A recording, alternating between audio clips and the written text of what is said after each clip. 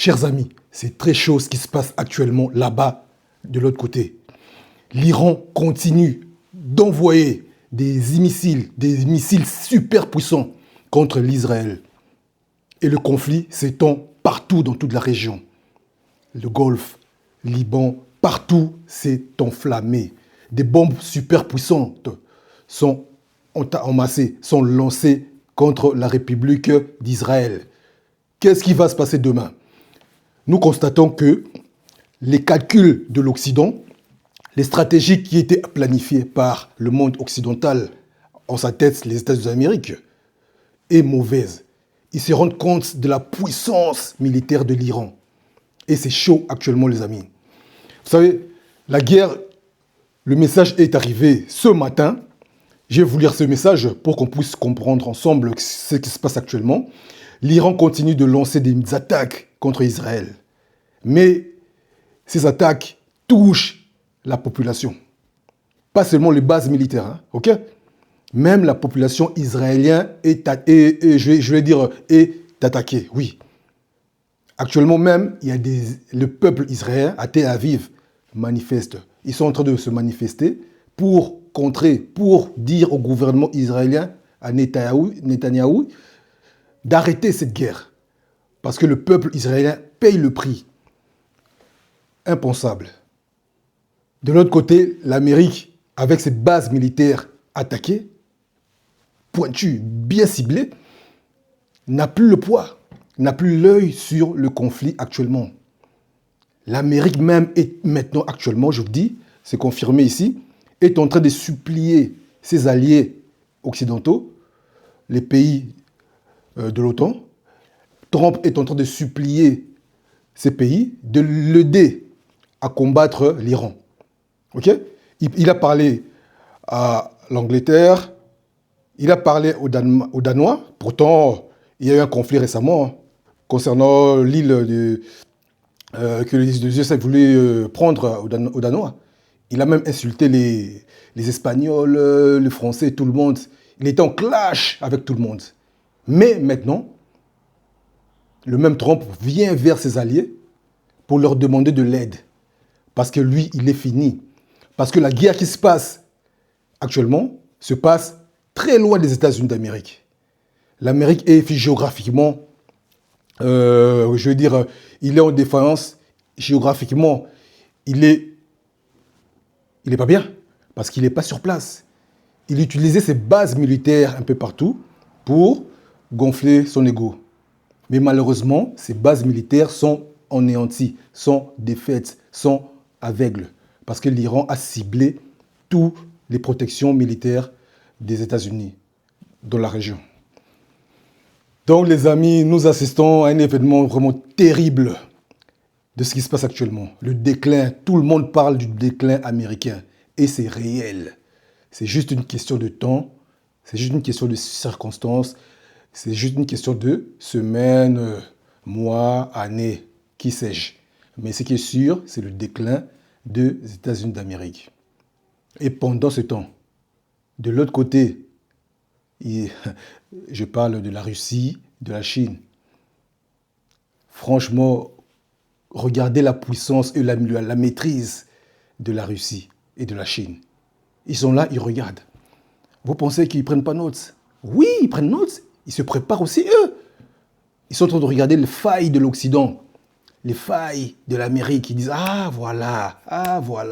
Comme ça, eux, ils savent, si le match se retourne, ils savent battre les États-Unis facilement. Résultat de compte, la défaite est flagrante pour l'Amérique. C'est pour cela que tous les stratèges parlent du déclin américain. C'est ce qui se passe, les amis. Cette guerre nous ouvre les yeux à tout le monde, ouvre les yeux à l'Occident, ouvre les yeux à toi et à moi. Nous regardons ce qui se passe, malgré les mensonges des médias mainstream.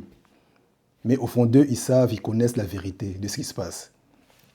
Je vais encore lire une dépêche, parce que voilà, moi je suis vraiment très ciblé par rapport à tout ça. Je fais mes recherches personnellement, j'allais dire, pour vous apporter des nouvelles que les médias ne disent pas. Voilà. Alors, la situation actuelle. Le conflit s'est élargi dans toute la région. Oui, je l'ai dit. Dans toute la région, Israël, Iran, Liban, Golfe, plus de 3000 morts du côté israélien. Je ne sais pas si tu t'imagines quoi. 3000 morts. Et c'est des civils, s'il vous plaît, du côté israélien. Et ça, on ne te le dit pas. Parce que c'est une tâche, c'est de la honte, c'est une défaite. Ils préfèrent cacher cela. On continue. Les dirigeants des deux camps parlent d'une escalade possible dans les prochains jours. Ah oui, dans les prochains jours, ça va péter, comme on dit. Mais, comme on l'a toujours dit, hein, l'Iran s'était déjà préparé au préalable, en avance. Il a pris note quand l'USA a attaqué la Libye, quand ils ont attaqué Saddam Hussein, quand ils ont attaqué dernièrement au Venezuela. Ils ont compris la stratégie de l'Amérique. Chaque président qui arrive pendant son mandat américain, il a un rôle. C'est d'attaquer, c'est d'affaiblir un pays dans le monde, partout. Bush père, il a fait la Koweït. Bush fils, il a tué Saddam Hussein. Obama, il a tué Kadhafi. Trump, Venezuela, l'Iran. Voilà. Et après Trump, il y aura aussi un autre président qui lui aussi va attaquer un autre pays. C'est comme ça que ça se passe selon le code américain. Voilà. Cette guerre nous ouvre les yeux. Cette guerre ouvre les yeux à tout le monde par rapport à l'organisation mondiale, par rapport aux stratégies qui se passent dans le futur, qui arrivera. Et les gens se préparent. Voilà. Résultat du compte, cette guerre, c'est quand même une bonne chose. Attention, hein, une bonne chose, pourquoi ? Parce que ça ouvre, ça enlève les écailles, ça enlève les mensonges des médias, de la politique même, j'allais dire. Les gens comprennent réellement qu'est-ce qui se passe. Et aussi avec l'arrivée de l'Internet, hein. Ouais, d'accord. Donc, la guerre qui se passe actuellement est plus que stratégique. L'Iran continue à bombarder. Il a encore des stocks, il a encore des missiles, il a encore des arguments forts. Mais de l'autre côté, il n'y a plus d'armes.